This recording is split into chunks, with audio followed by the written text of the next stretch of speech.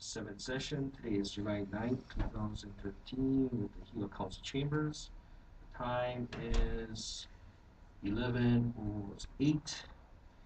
Please turn cell phone pagers and other mobile communication devices on silent mode. Calling this meeting to order. Let's have statements from the public. Items on the agenda. Kona, do we have anyone? Morning, Chair. No testifiers at the moment. Thank you. What about Waimea? Good morning, Mr. Chair. We have no testifiers. Thank you. Pohoa? Good morning, Mr. Chair. We have 3 testifiers here in Pahoa. Thank you. And then in Ka'u? Good morning, Mr. Chair. We have no testifiers here at the moment. Okay, so Pohoa, why don't we take your 3 testifiers? And in Gila we have 4.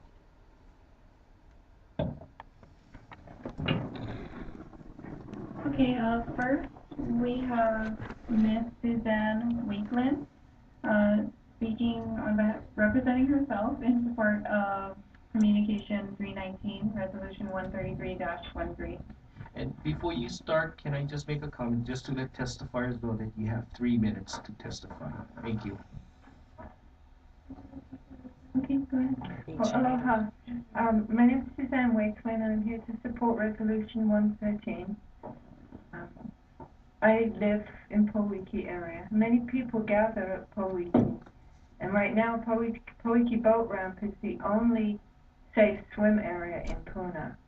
A dedicated swim area will allow families and children to swim safely without interfering with the boat safety entry and exit. So we don't need commercialization, we don't need industrialization, we don't need a resort development, but a safe swim area for our K kids will greatly benefit the community, and I support this resolution. Mahalo. Thank you. Thank you, Suzanne. Oh, your next one.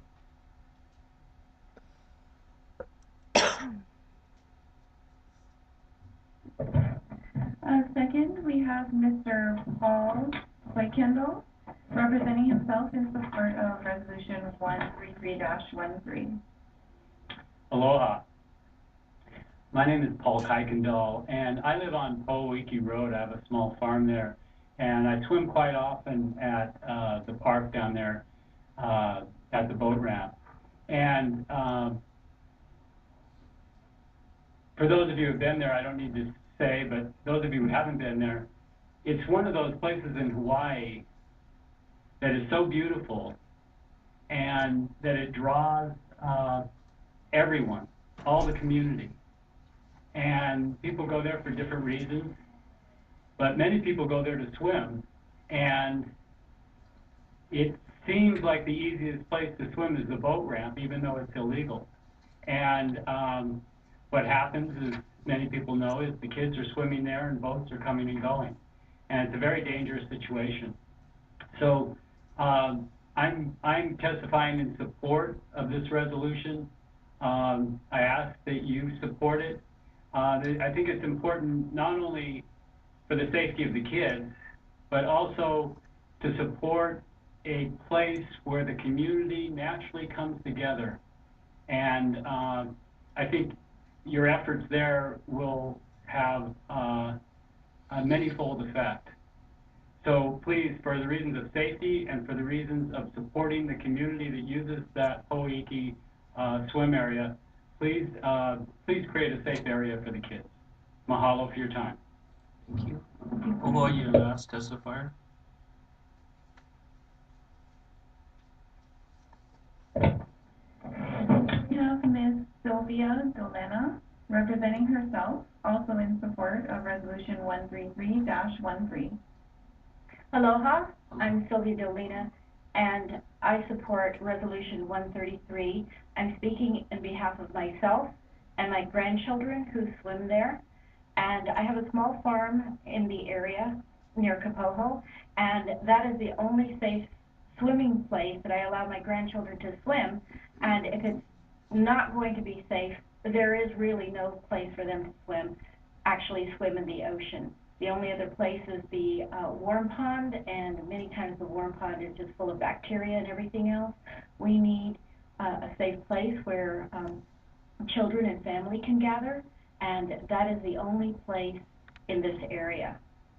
So please, please support safe swimming area in the Pohoiki area.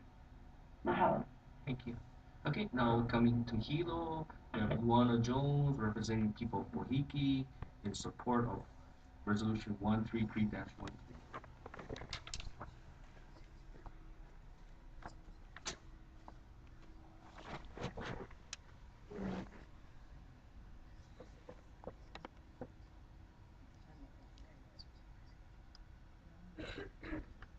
Hello, Kako.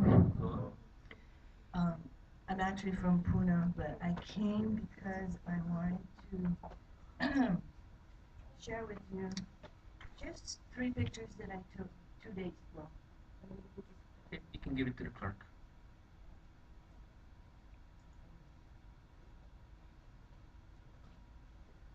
I counted, there's at least 50 people in the water in each picture. And was mentioned already, the signs say no swimming, but I guess the time of the day I took the picture, it wouldn't have shown up. But I also have a petition here called the Pohoiki Swimming Petition.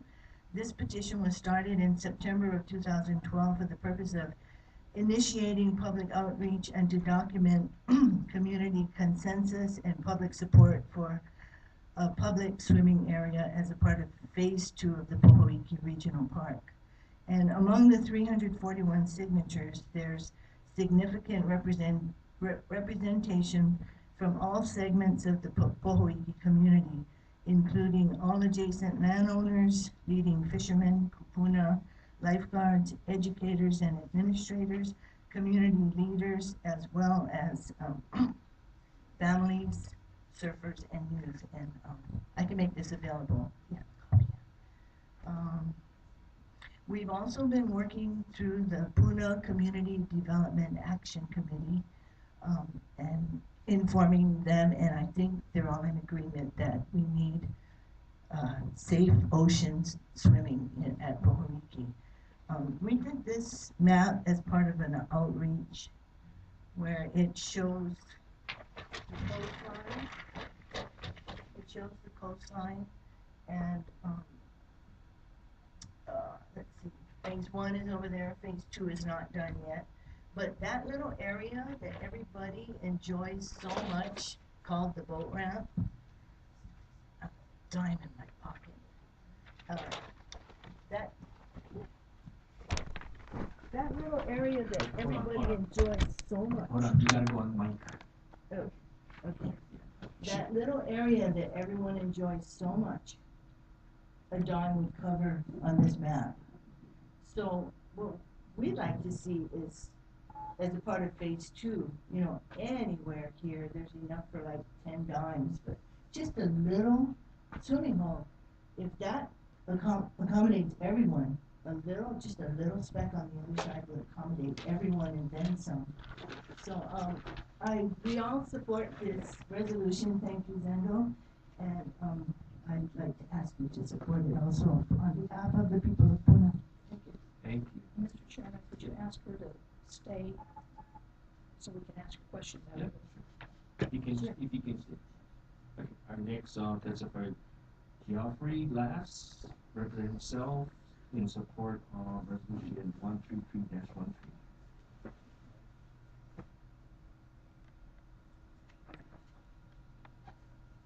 Aloha Council. My name's Geoffrey Lass, and I'm in support of Resolution 133. I've lived in Pune for almost 30 years. I was there when Kalapana was there and when it was gone. What happened when it was gone? We had nothing. We all shifted over to the boat ramp. Both of my sons learned to swim on that boat ramp 25 years ago. There's a sign there. It's been there for 25 years. There's been 3 or 4 signs, and they've rusted away, but they all said no swimming. Obviously, none of us, we had fun. We used to hang things from this sign. It was kind of a joke.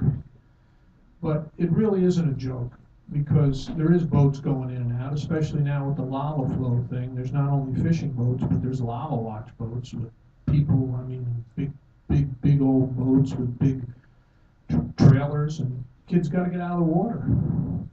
And what, last year, old Fred Bloss was down there waving his arms. You can't swim here, you can't swim here. And people looked at him like he was from another planet. Because that's the way we feel out there. We had no place to swim. I mean, they told him to get lost. I mean, it was crazy. And what is crazy really is we're liable. The county is liable. You got that no swimming sign up there, but it's not being enforced. I mean, try and enforce that. That'd be a joke too. I mean, with surfers alone. So what it is you have a situation here that's been going on for 25 years that needs to be resolved. We need a place down there that's safe for people to swim. We need this. It's a huge community, it's a beautiful place, and we love it. So please, please support this and put it on a fast track. It's been 25 years. Thank you. Thank you. Our next testifier is Mark Thompson, representing himself in support of Resolution 113-1.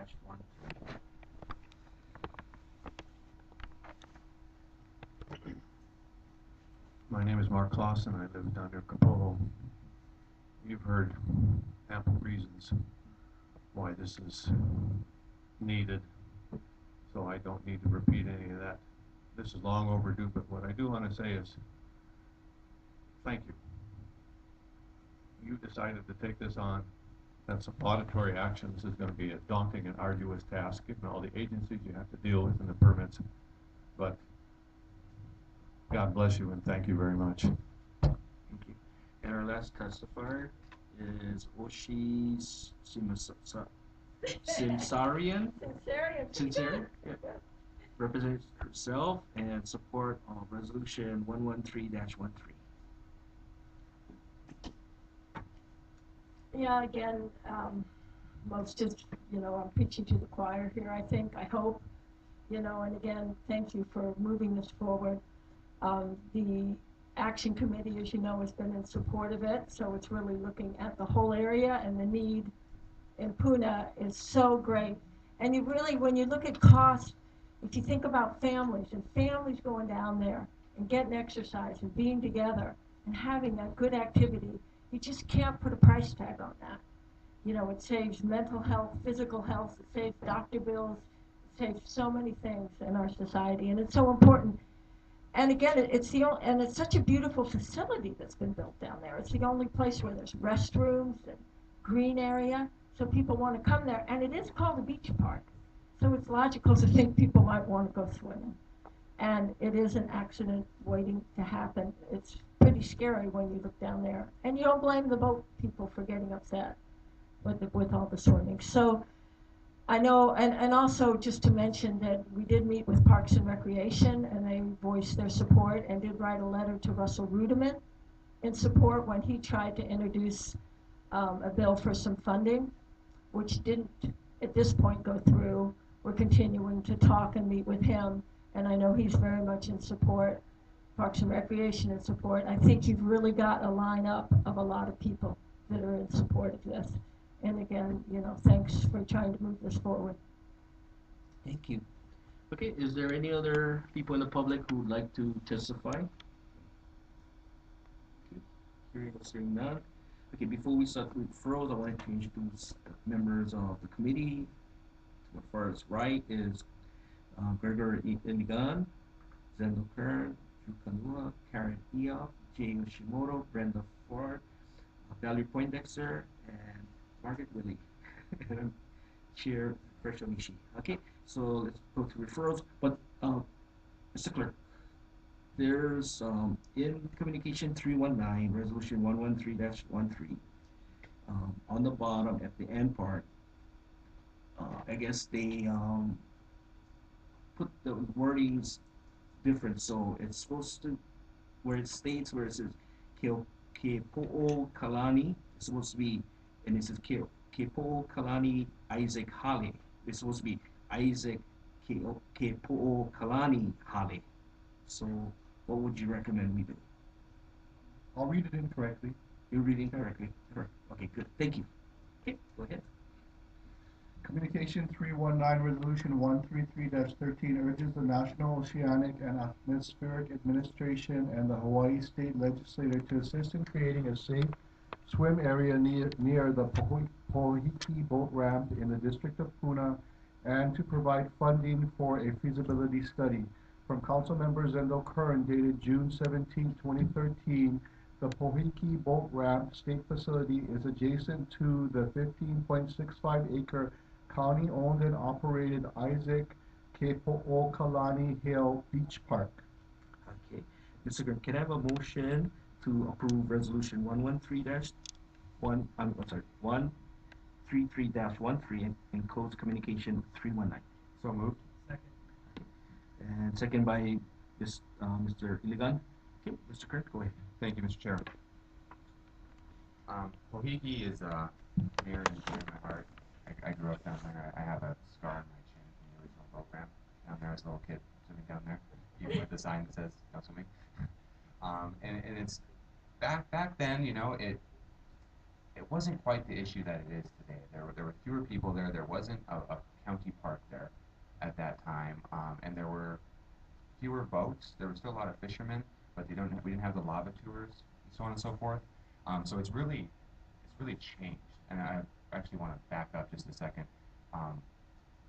What we have down there is we have the county park, which has the facilities, the walking paths, tables, gazebo, beautiful park. And then we have the boat ramp area. That boat ramp area, the small area of the boat ramp, is actually DLNR. It's not county.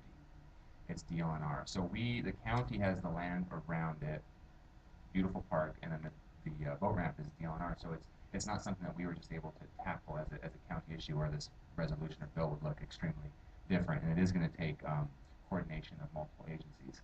But what we've had down there is it's a challenge, because you have the swimmers that they need to swim, you have the boat folks that need to do their boating, and what's happening is that there's tension occurring. And now you have the park users and the fishermen, boat users, almost going at odds with each other, and it's challenging. Now, if you almost have to be down there to really understand it's a very small boat ramp area. When the boat's leaving, that's one thing. They can say, hey, everybody move, they put their boat in the water, they leave. But when they're coming in, this is an area where there's a lot of surf, there's a lot of waves, and sometimes it's good-sized waves out there. It's a serious issue. So when the boat's coming in, it has to come in pretty quickly, and it has to make a sharp right-hand turn to come into the protected area where there's a pier and the ramp. And that turn coming in there is fast, and it's quick, and there are people there, and that's where the biggest issue comes in. I've talked to people, and boats have come in, and they've had to maneuver, and they've knocked their props off. Other folks have actually put their boats on the rock because they're protecting the people. You know, if it's the boat, their prop, or the person, thank goodness they're going for the boat. But it's a serious issue. And there are areas over there that have the potential to have a nice swimming area that would be right in alignment with the park. And even the lifeguards. That's one of the challenges. We have lifeguards down at Pohoiki, but they cannot be at the boat ramp.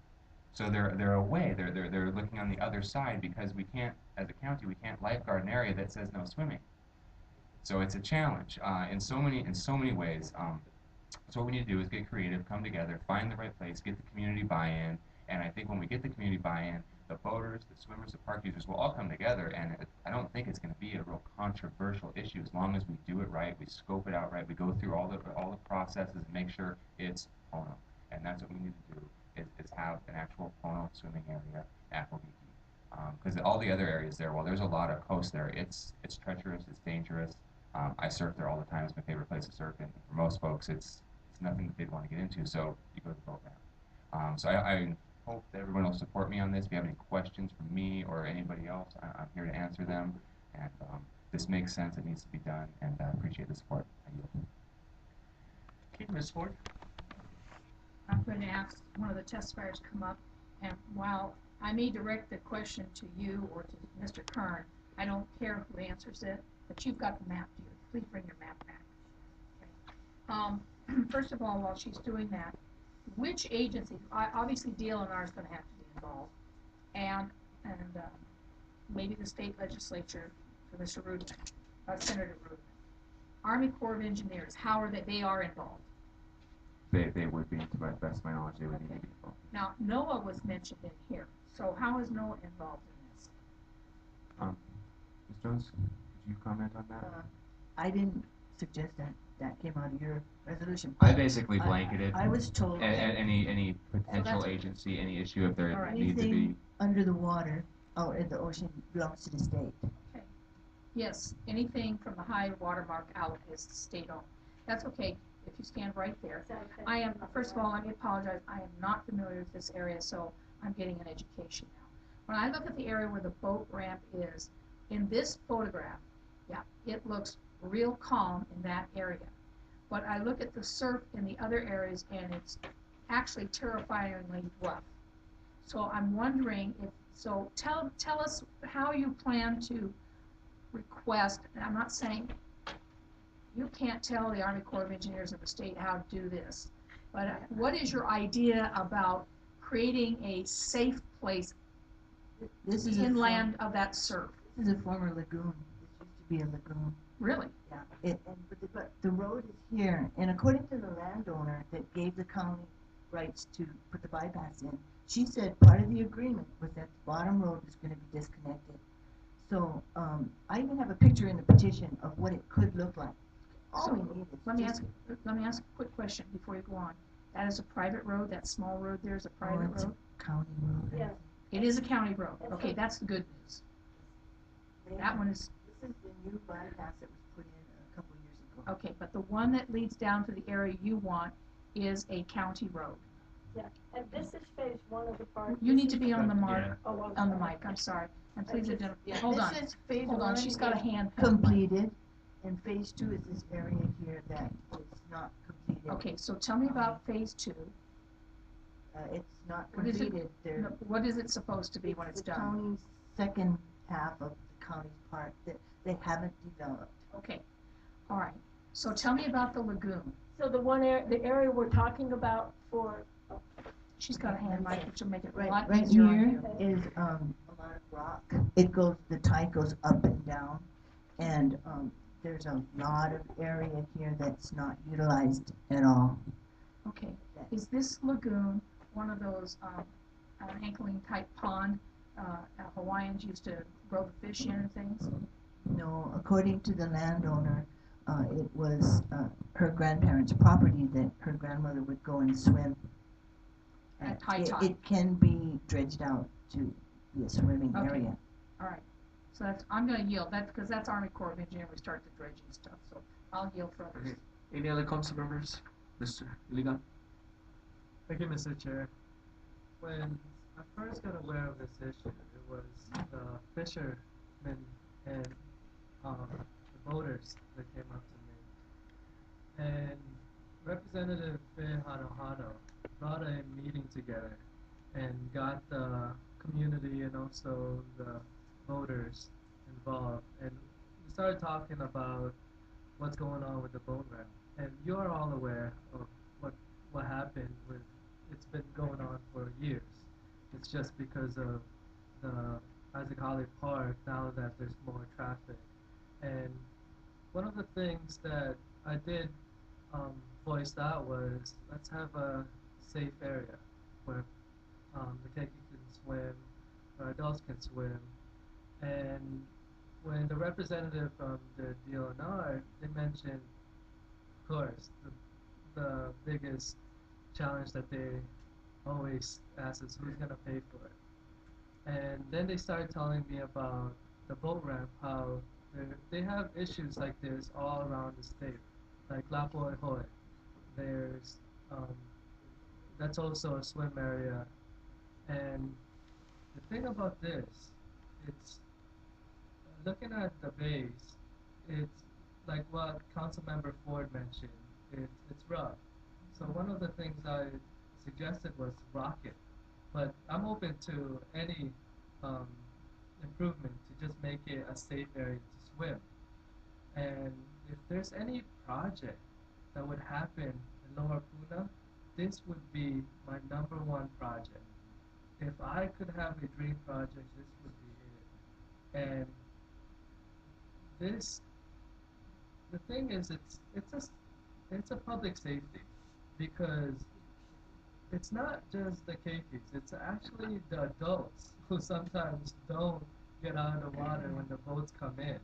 Children unsupervised, but it's a really critical safety issue. It's not if, but when something's going to happen. Thank God nothing's happened yet. And it's the livelihood of the fishermen who, just one accident, they would have to sell their boat to pay the insurance and the hospital bills.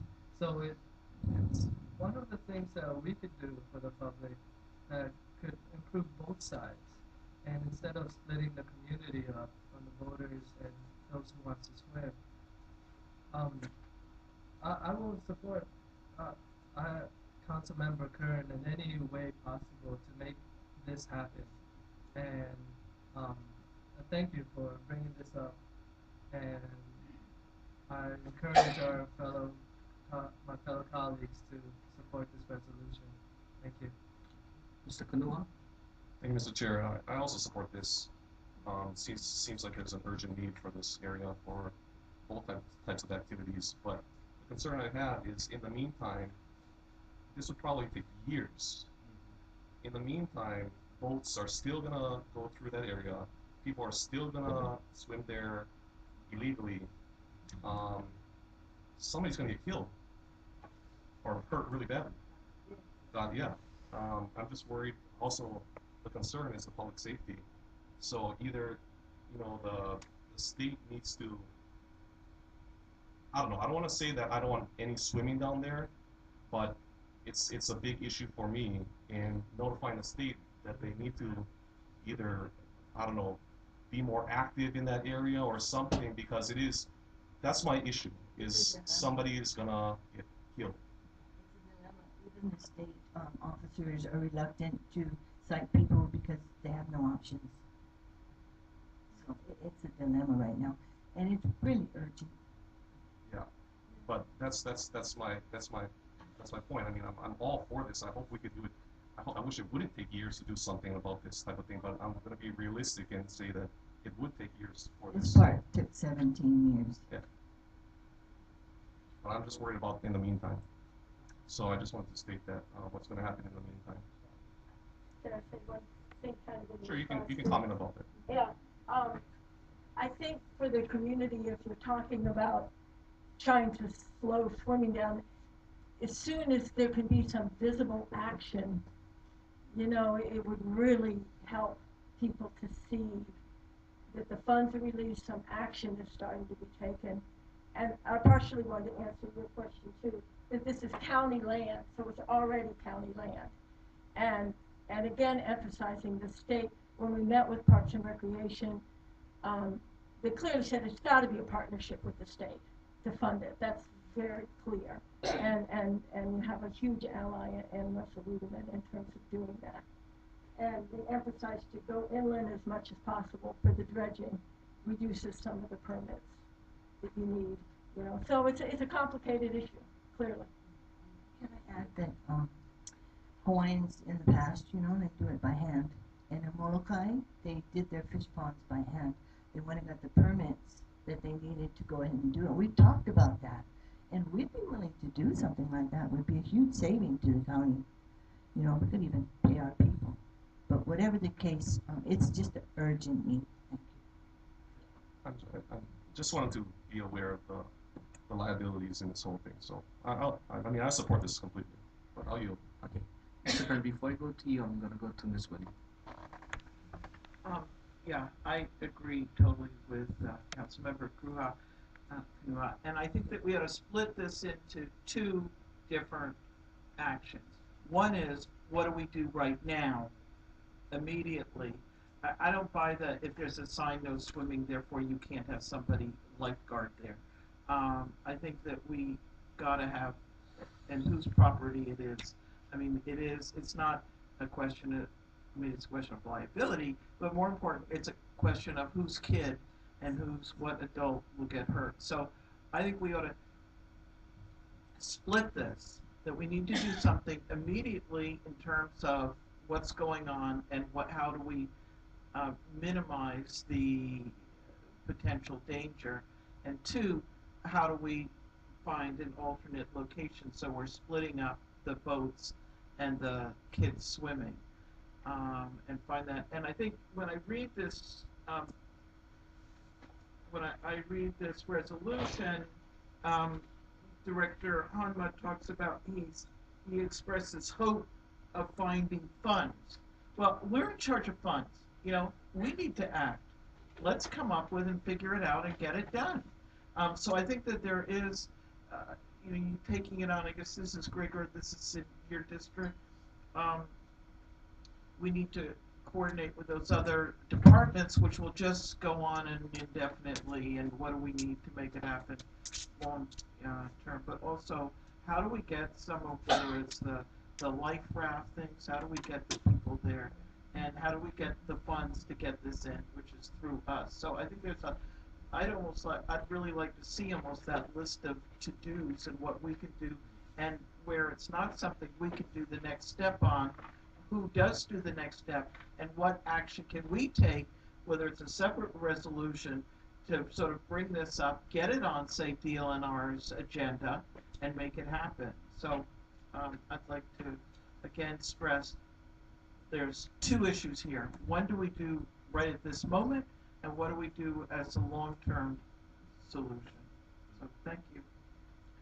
Ms. Poindexter? Yeah, I agree with Margaret in splitting it up, because when you bring attention to something like this, which I am definitely supporting, I think about what Councilmember Kanuma said, because once we're bringing attention to it, then the state will look at their liability and how they're going to, you know, reduce their liability. So whether they come over there to enforce, hopefully not, maybe they'll look at getting a lifeguard, a state lifeguard, because it's not just all the county. And you know, I agree, we've got to look for funds, but we know that the county doesn't have the funds. So when you met with Mr. Honda, he's correct. We need to work in partnership with our state representatives, senators, and our federal, at the federal level also. So it's a partnership, and not just with government, but with the private sector as well.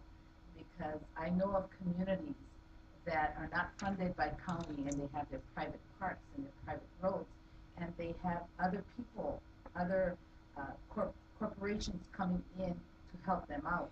So while we bring the attention to this project, I agree at the same time that we need to start working at the grassroots level as a community, doing something that is another option while the bigger thing comes into play.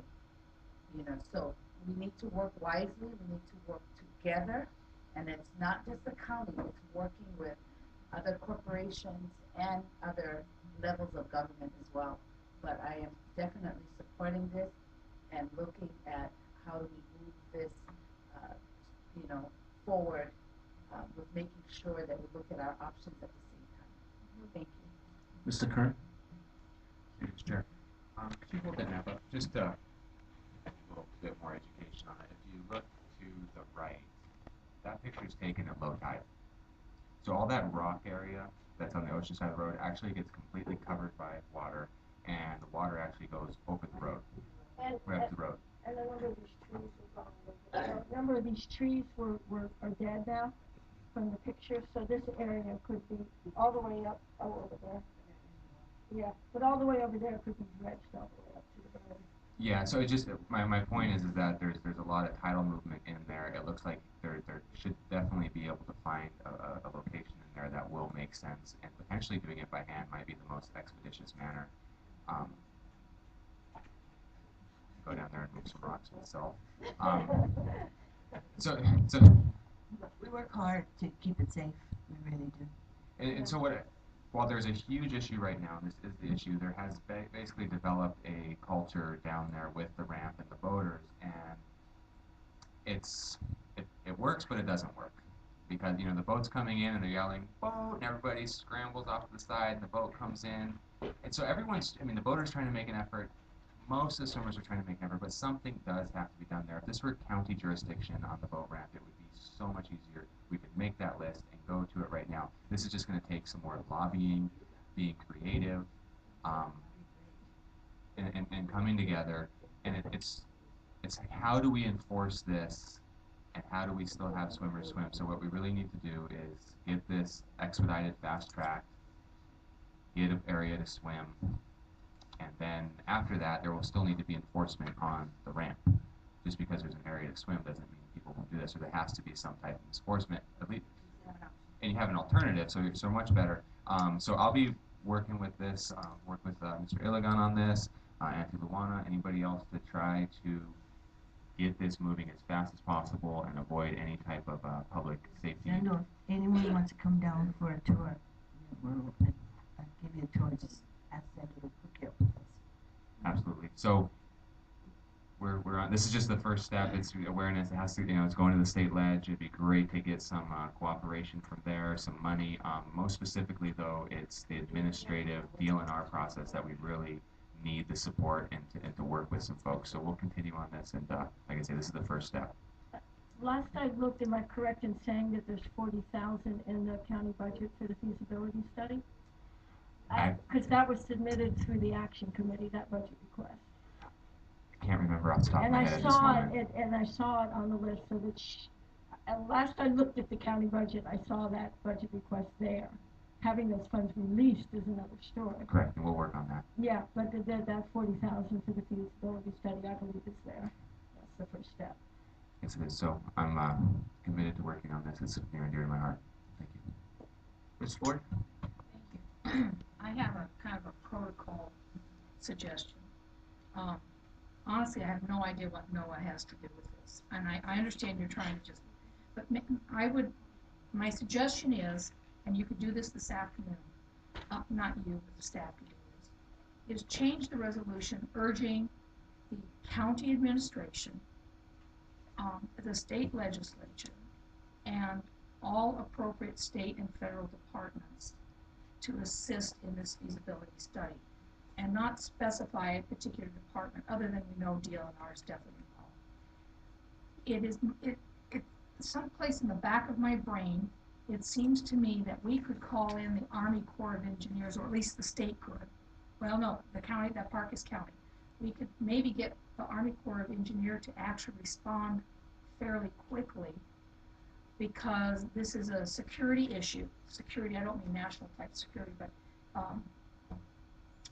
public safety issue with a boat ramp and that pond. They might be able to give us some help. It still doesn't mean we would exclude the community from helping us rock off that lagoon. But it might be, so I'm suggesting that the header not just specify NOAA, but maybe do that other thing. Now, do we have any idea how much this feasibility will actually cost? I'm hearing that 40,000, but that doesn't tell me what it's supposed to cost. Excuse me. So if you have an idea of what it's going to cost, I'd be very interested in hearing that. I absolutely will support this. I think this is, I can't think of any reason that we all shouldn't support this. But I just would like to have an idea, because this resolution is just for the feasibility study. It's not funds to actually do the job, which is why I'm hoping we can get Army Corps of Engineering in here. And the other thing is that when let's assume for a second that Army Corps of Engineers does come in at the request of the county. They have to be a formal request, and maybe that should be in here too, the county request of whatever agencies get involved.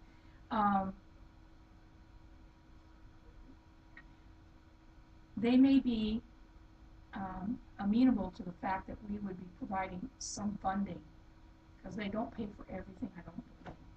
And how we're going to get that funding, I don't know. And, so that's why I'm asking for the cost.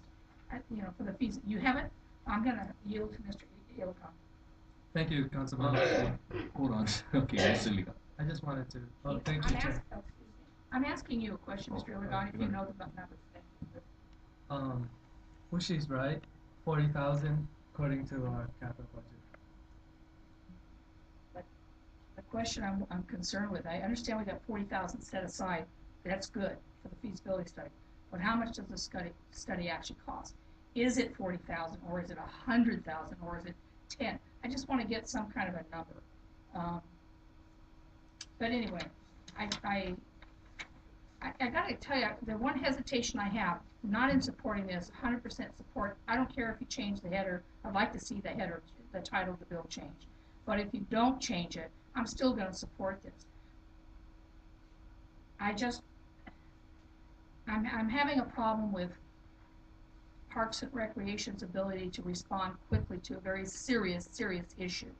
Well, I'll try not to go there. Okay, so we need to get the appropriate agencies in the state and the federal government involved with this. And I don't know if you can influence the mayor to get Parks and Recreation to do this as fast as possible. The one concern I have on your map is, and what you said was the county road gets flooded.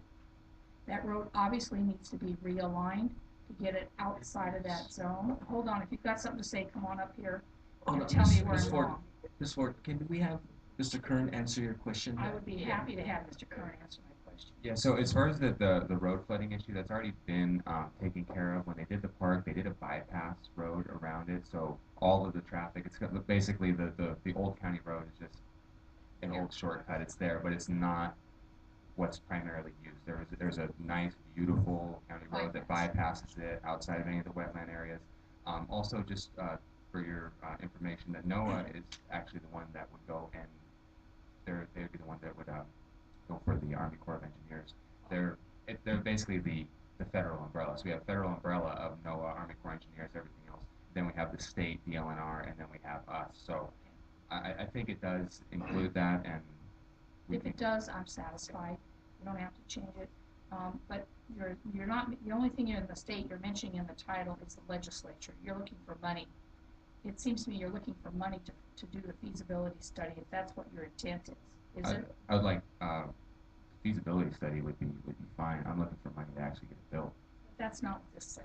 Yeah, but it's still the beginning process of getting it going. Okay, so yeah, but feasibility study, then we're getting it built. So if they do the feasibility study, we figured that we could get money from there. So it's okay. So it's a sequential process. Exactly. Okay, got it. All right. Well then, I'm not going to worry about it. If you think this is the way it should be, I'm going to support it. The only thing about that road that floods, of course, is it's closer to the shoreline. If somebody gets in trouble, can an ambulance get down that road? The answer is, he's shaking his head yes. Yes, an ambulance can access that road. At high tide, the water goes over the road, but it's still passable by a vehicle. Okay, thank you. Okay, Mr. Ilagan. Thank you, Mr. Chair. I just wanted to expand on Councilmember Kanuha's comment, because I like the fact that he is mentioning the short-term and the long-term goals that we need to tackle. And one of the short-term goals to address this issue is really the feasibility study, because that initiates our options. We find out what we can really do. And one of the options I'm willing to put out there, but we really do need a collaboration with the state, because I'm willing to put all the contingency funds for this initial project. It's just that there's not enough to finish the rest. So I'm willing to, it's up to, in other words, I'm willing to go halvesies with you, Mr. Kern, if you're willing to do that. But at the same time, this does affect the district that I'm in, and also it does affect District 5. So it could be a collaborative effort between 4 and 5 in funding it. But we do need to really talk to the state and tap into that funds, because we can't just do it all on the county level. We also do have the government, and what Councilmember Ford mentioned is this is a public issue, public safety concern that we all need to get involved in. Thank you. Ms. Poindexter. Yeah, I'd like to make sure that when we do the feasibility study, and it might cost a little bit more, but to make sure that we do the environmental impact statement at the same time. Besides just doing a feasibility, because I don't know if the feasibility study includes that environmental impact statement. And before you can even start doing anything groundbreaking or anything, you need the environmental impact statement. So it would be wise to make sure that if we do the feasibility study, that maybe you both can go in with your contingency funds to do the environmental impact statement as well, if the funds aren't there with the county. If it is, and that will take care of it, that would be wonderful. But please ensure that the environmental impact statement is included. Ms. Willie? Okay, I was wondering about adding to the title and say something at the end. And in the meantime, urge the mayor to collaborate with DLNR and other state or federal agencies to address the swimming and boating safety concerns. To sort of put that into some kind of county to state level. If you don't want it in there, I just think that when we pass this around, that's the title, that's what people look at, that's what the agencies look at. And in the reso, I think we can change that very easy. If I do this as a friendly suggestion, if you'd rather leave it out and do it separate, it's up to you all then. Okay. Ms. Ford? Oh, I'm sorry. Mr. Yoshimoto? Thank you, Mr. Chairman. Mr. Kern, I think the resolution is fine as is. I think you have all of our support, so I think we can just move on. Thank you. Ms. Ford? Thank you. I would respectfully like to make a suggestion for a future bill. Since I'm doing it in public, it's legal. I think you need to issue a CIP, get this on the project list, and then instantaneously, I think you need to issue a bond request bill to fund the work that we anticipate being done. We don't know what it's going to cost. You could put in, I'm making up a number, you could put in $1 million, you know, just so you have a number in there so that we can start the work as quickly as possible once the feasibility study is done. We will not bond this, just for the public. It won't be bonded until the feasibility study is done and we know exactly what the cost is. But you could do that right now so that you have a funding source, at least from the county, and hopefully we'll get something from the state in advance. Thanks. Mr. Ilagan? Thank you, Mr. Chair. I just want to clear up something. I'll be real quick. Councilmember Kern's already on it because it's in the CIP, and it's actually submitted by the Puna Community Development Action Committee. That's Larry Brown on here, submitter. But I just want to point out, objectives states the final environmental assessment for the replacement of the Puna District beachfront park states.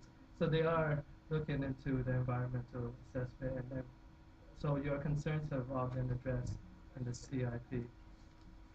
Council Member Ford was.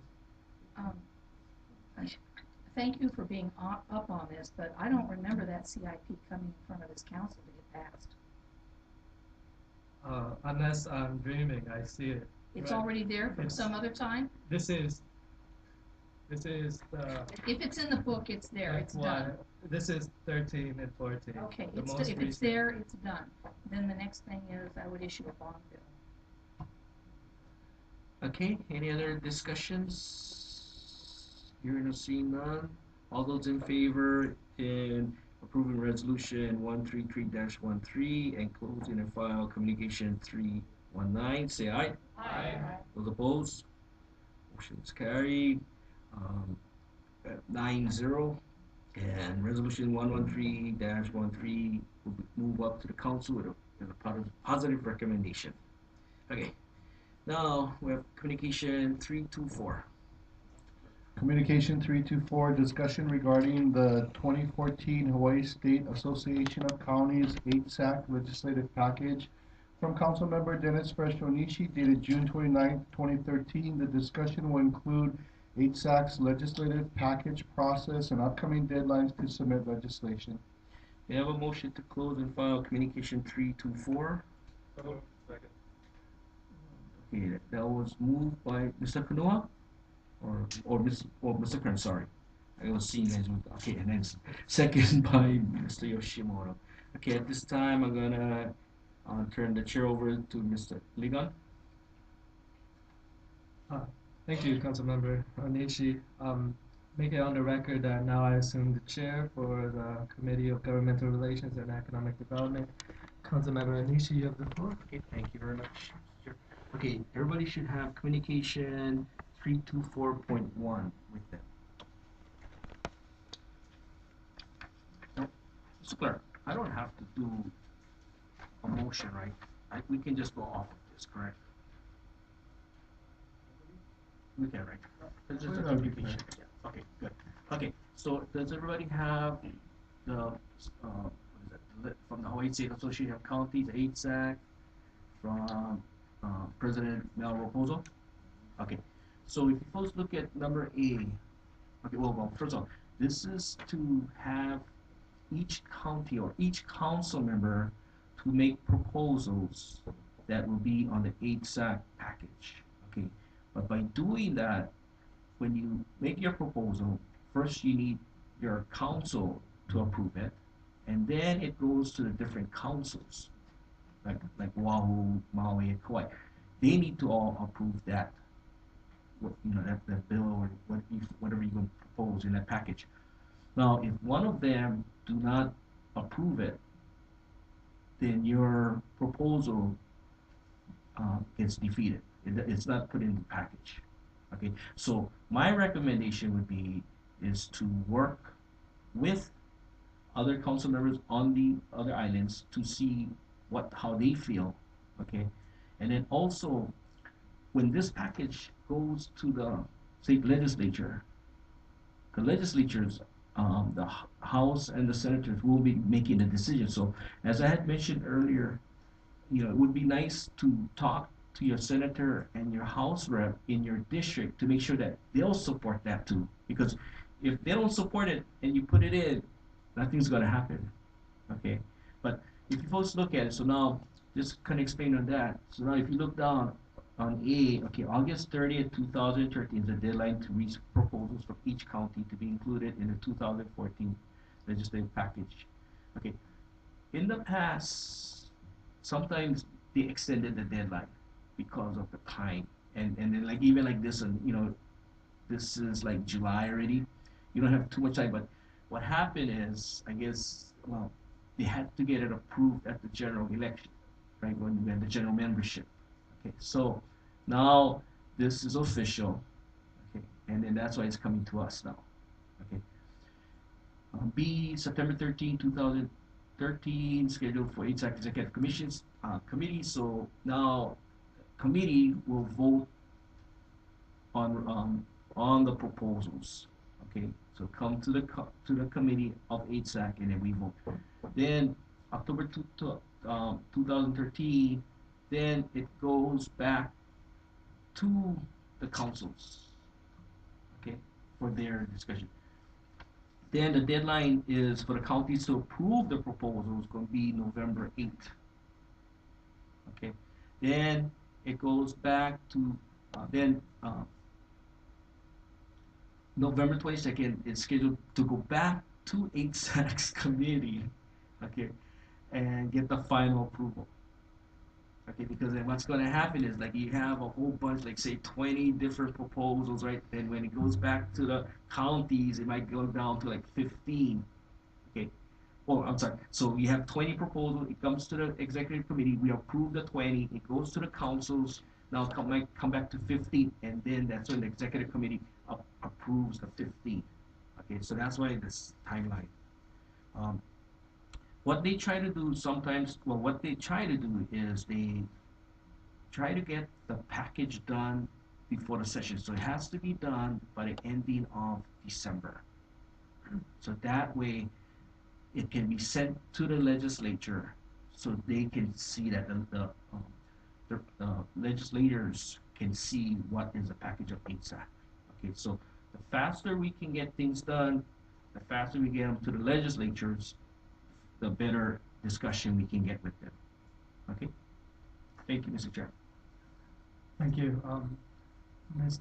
Councilmember Kanua? Thank you, Mr. Chair. May I address Councilmember? Yes. Just a point of clarification. So for our county to submit proposals just our specific county, deadline is August 30th. Correct. And it doesn't have to be heard by any other county? No. Okay. Got it. Councilmember, thank you. Councilmember Willie? Okay, I wonder exactly how specific, the recommendations are. For example, say we say transit accommodation tax, remove the cap.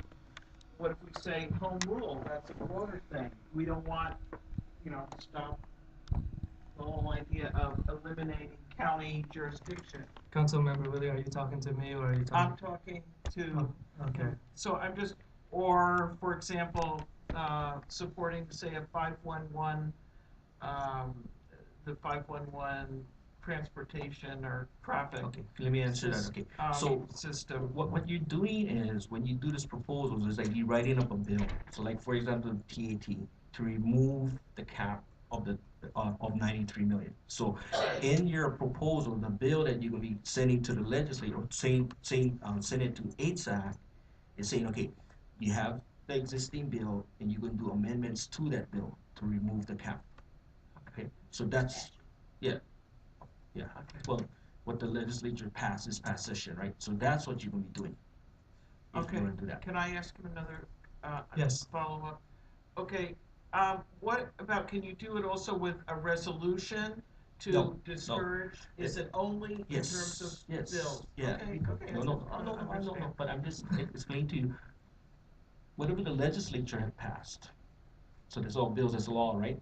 Okay, so that you need to change, or you want to add on, like say you wanted something more restrictive that you see on our county, then you would make that you write up a bill trying to get that into law. So we can't do a resolution, stop undermining home rule? No. Okay, okay, Has that's to be it. a bill. What about if it's? But you could For have. fund, okay, I'll go, the third thing, say in terms of funding, I don't know, 511, we're the only one of 2 states that isn't getting lots of federal funding for that. So, to provide for that, we're not doing anything on it, okay? 511 is where you have like the signs up at major intersections, so you know what's, where the blockages are. You can look on your phone and say, don't go Mamaloa, that kind of thing. So, in terms of getting funding, if it's you write I just don't know how it works, where you're actually saying, go get the funds for this or establish that. Again, it's in terms of writing up a draft. Can you say, provide funding for it, or? Yes, I'm just you're looking building at- like, so like, I would think that one that you're mentioning would have to be targeted to the Department of Transportation, Okay. right? So a bill stating that the Department of Transportation are gonna look into this, and, funding will be provided, through the I'm just trying department. to ask, because actually the end of August is really, in terms of our schedule and scheduling ahead, we don't have a lot of time for getting things in and getting it approved and out of here. Okay, thank you. Thank you. Councilmember Ford?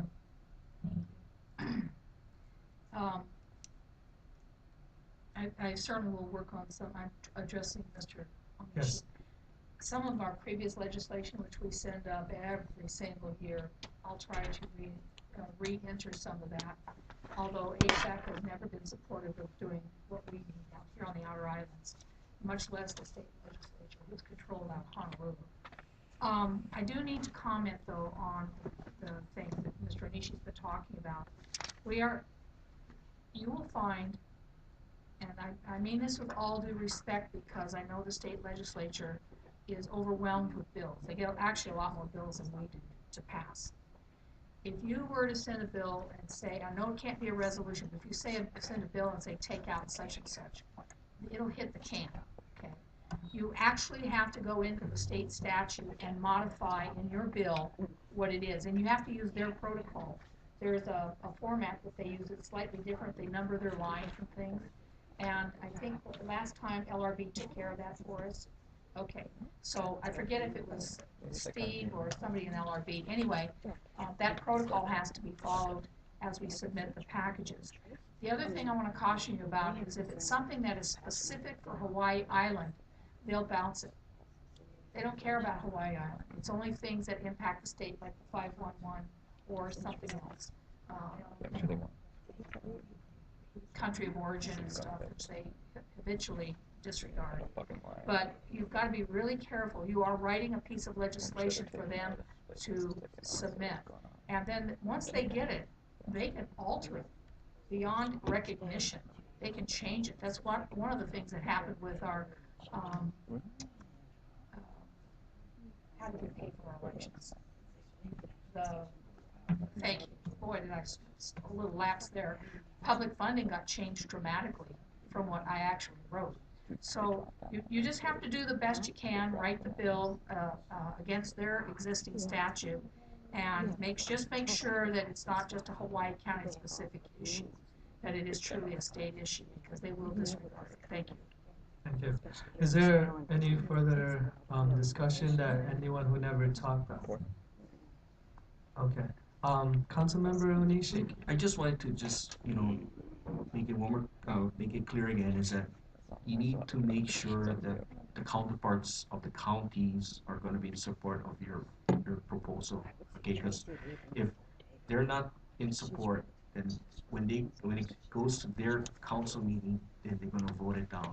Okay, now just through experience and seeing how the legislature work, I mean, we've had packages where it had like 12 to maybe even like 18 different proposals. I don't think any of them went past. I mean, it's like our percentage is very low. So sometimes you need to really focus on what like the whole state needs, right? And make sure that, like I said, you gotta talk to your representatives and your house and your senators, because they're the ones going to have to support it. Because if they don't, nothing's gonna move. It's not gonna move. And like HSAC has always been trying to get, like, when people get like speeding tickets or parking tickets and they don't contest it, it automatically they just pay it. So HSAC was always trying to get that money, okay? And because they were saying, the state, you guys not doing anything, and these guys are not even going to court or whatever, right? So why can't that money come directly to the counties? Because our police officers doing the enforcement, right? That can help offset our expenses. For the years that I've been on this council, I mean, it's always been in the package, and they always denied it. Okay, TAT, same thing. We always we don't really want a cap, this and that, and they always don't listen to us. So, I just think that, so you have to really think about this and don't go too big or whatever. And like I said, talk to your legislatures, okay, in your districts. Thank you. Thank you. Councilmember Willie? Okay, well, I just would like you all to be a little bit, maybe we need to be more aggressive at HSAC. I mean, when Hawaii Tourism Authority comes in and they want, on the TAT, they want an extra 2 million, they want no cap. They're in there, I see them all around Honolulu. If you all say, we want this money, and get all of the counties working together. I mean, get all of the mayors, so mobilize us. I'm not saying that our part of this is how do we, as counties, counterbalance the state. So I just, I don't think we ought to, just because our state legislators, or some of them may not want to do something. Or, I mean, home rule is obviously something, the state legislators, the code word is streamlining. So I still would encourage you to be a little bit more, not necessarily bend over backwards if the state people are not supporting it. Thank you. I know you want to speak, Councilmember Onishi, but I want to know if anybody else wants to speak before. Councilmember Yoshimoto? Thank you, Chair Ilagan. Well, for one thing, I don't think that's what Mr. Onishi said, so I'll let him speak for himself. But just to let council members know, I am in the process of meeting with the other council chairs as we talked about, and we will be meeting to talk about our legislative priorities. So I'll provide an update, after that meeting happened. That's already been scheduled, and I'll update you as to what's going on. I do believe that a lot of the things that were said today are good in terms of, counties needing to stand together. And, I assure you that as far as council chairs, I've already talked to all of them. We will do our best to make sure that our priorities are heard. I think what Ms. Forte is correct too. I mean, as far as our local rule, that's probably a different issue. But I think there's issues that affect all the counties, and so at least from where I'm sitting, we will be trying our very best, and I'm mostly addressing this to Ms. Willie, and you'll probably be back there again this upcoming session, as will I, and maybe others will join too. So I just wanted to provide that update. Thank you. Thank you for the update. Anybody else that would like to speak that hasn't spoken yet? Councilmember Onishi. Thank you. This is my last, unless Ms. Willie comes up with something else. But I just wanted to clarify to her that on HSAC we are pushing, we are working hard to get things done. But like I said, and I just asked you a question. You mentioned about home rights. I said, does your House representative, your senator supports that? And you said no. So how do you expect them? How do you expect your bill to go through? I can only do so much. I'm not God. I mean, it's your House reps and your senators gotta support it. And if they don't, they can defer it. And we have nothing. We have no control of that. But I just want to make it clear that that we are at HSAC working very hard to try and get whatever we can. Whatever proposal. Thank you. Sounds good. Now, may I have a motion to file Communication 324? Oh, vote. Sorry about that. May I have a voice vote? All in favor say aye. Aye. All opposed? We now pass Communication 324 filed, and also we have 9 ayes. Move to adjourn. Second. All right. I just want to remind everybody before we adjourn that there's a committee coming up at 1, and we are what? 1. I have environmental management at 1 p.m. unless 1:10. It's advertised It's as 1 1. on the agenda. It's 1. Yeah. So unless this agenda is wrong, I just want to remind all the council members that there is a environmental management committee at 1, and now this meeting is adjourned. Councilmember Yoshimoto.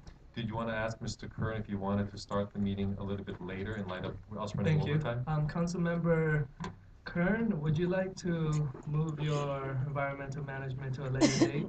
I mean, later time? Sure, let's give ourselves an hour lunch. We just make it, 1:15? Thank you. For the public, 1:15, and this meeting is adjourned.